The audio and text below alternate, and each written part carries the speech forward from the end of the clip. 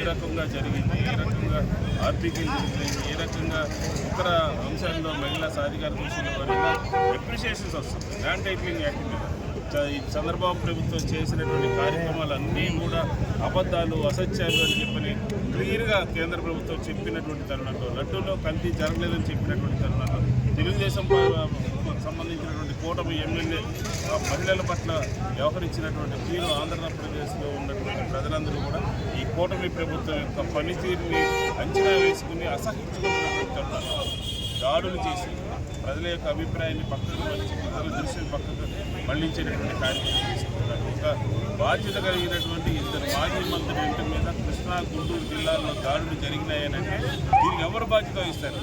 రాజీనామా చేయాలి. బీజేపీ గారు ఏం చేస్తూ ఉన్నారు? పోలీస్ యంత్రాంగం ఏం చేస్తూ ఉంది?